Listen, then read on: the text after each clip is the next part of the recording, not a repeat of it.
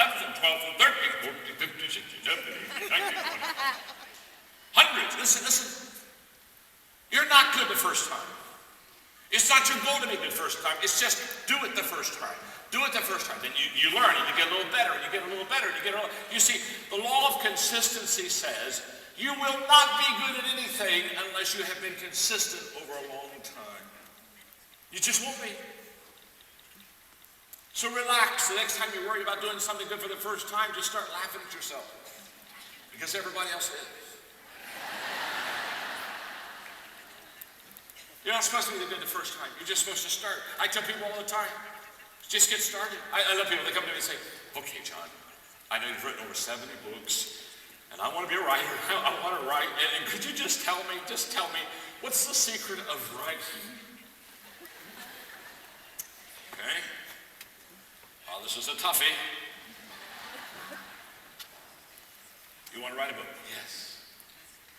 Okay. What you do is you get a pen, piece of paper, and you start writing. Have you written any words down yet? Oh, no, not yet. But I want to write a book. I want to write a book. Yeah, I do. I want to write a book. But you haven't written anything down. You're on drugs. You see, you've got to start writing. And by the way, when you start writing, it won't be any good. So don't wait till write before you get good. I love to say, when I really get a good story, I'll start writing. You're not that good. It took me 1 year to write my first book, and it's only 100 pages. 100 pages, a whole year. Figure that out. That's 1 page every 3.5 days. Do you want me to break that down for you more? I'm talking about 1 page every 3.5 days. It's about 40 words a day. It's about a word every 30 minutes.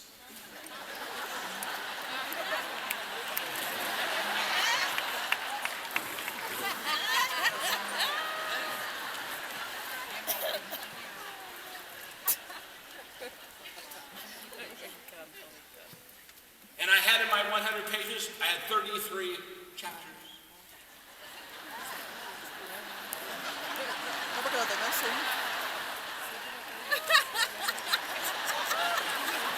Yeah, you heard right. Because you're looking there and saying, did he say 33 chapters? 100 pages, that's 3 pages per chapter. First week. I had a lady come up, it's still in print. Shows you how desperate people are. I had a lady come up to me the other day and said, this is your first book, would you sign? I said, well, yeah. I started to apologize. I'm sorry, John Maxwell.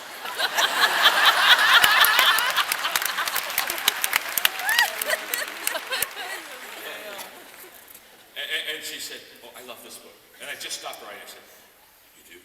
Oh, she said, I love this book. She said, I said, what do you love? She said, the short chapters. I love the short chapters. She said, just 3 pages. She said, it's easy to read. She said, what made you, this is ingenious. What made you think of just doing 3-page chapters? I said, lady, it was my first book. Let me explain to you. It took me weeks to do 3 pages. In fact, some of the chapters were 2 pages too long. It was my first book. You're not good when you do your first. You're not good. You're not going to be good. You don't even try to be good. You just got to go. You see, the law of consistency said the only way you'll ever become great at anything is to be consistent at something. Did you get it? The only way you'll ever become great at anything is to be consistent with something.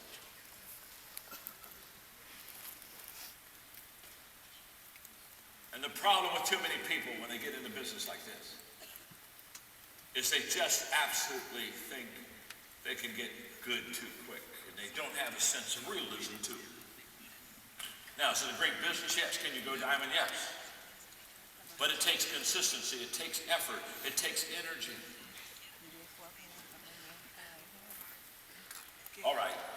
me teach you the rule of 5.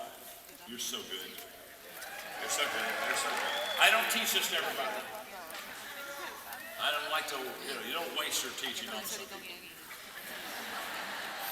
Just look at them and say, God, take them down.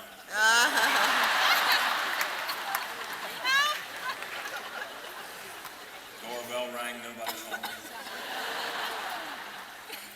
But you're good. You're good. You're ready. What I want to teach you for the next 8 minutes will change your life. Now I'm not saying could change your life. If you can grab what I want to teach for the next 8 minutes, you'll never miss. You'll catch me like the guy caught me last night. I was in one of those little candy stores getting me some licorice jelly beans. My nourishment for today. Part of my preparation. And he came up to me and said, John, he said, I heard you 7 years ago, you changed my life. He said, tell me about it. Rule of 5. I'm going to teach you the rule of 5, and this will change them. So look at your neighbor and say, this will change your life. This will change your life. Look back at your neighbor and say, and it needs to be changed. And it needs to be changed.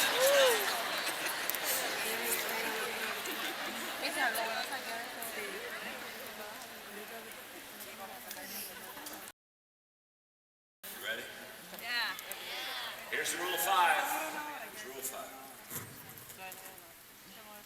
If you have a tree in your backyard that you want to cut down and you have an axe, if you pick up the axe and you go to that tree and you swing 5 times.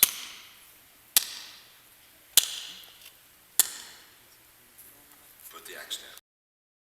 Next day, go out in the backyard, pick up the axe, go to the same tree.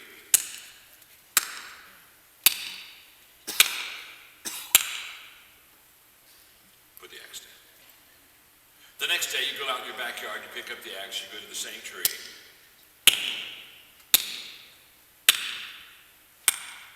5 times. If every day you pick up an axe, you go to the same tree, and you take that axe and you swing 5 times at that tree. Just 5. Not 15, not 50, not 500. 5 times.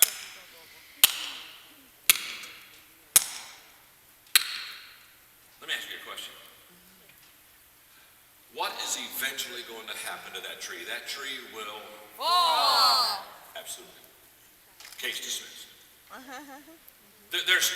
We don't need to talk nor debate or question about the tree falling. It will fall.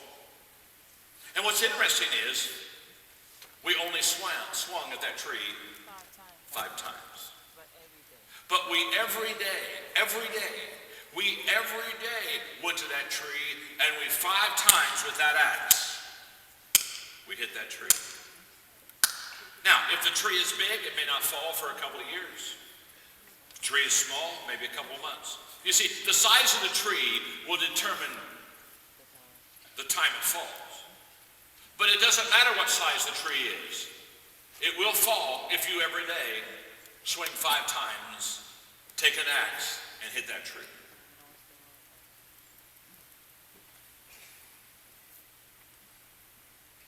You've got to ask yourself a question this morning. What's my tree? What's my dream? What do I really in my life want to accomplish? And by the way, it's what's my tree, not what are my trees. You see, if you go out every day and you swing 5 times at a different tree, you don't knock any trees down, you just have a scarred forest. Most people, that's how they run their life. They just scar things up. They don't fell the tree because they don't consistently come back to the same place and consistently swing 5 times at it. So let's go back to my tree. My tree is writing books. That's what I do. So people say, well, my God, John, how do you've written 72 books? Oh my gosh, you must be brilliant. You must be a genius. 72 books. Nothing brilliant, nothing genius. I already told you how long it took me to write my first book. So genius is not in it. In fact, if you just look at me, all of you should be greatly encouraged today.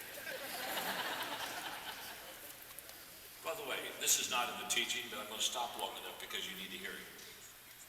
Success creates a gap between you and other people. Are you with me? I call it the success gap.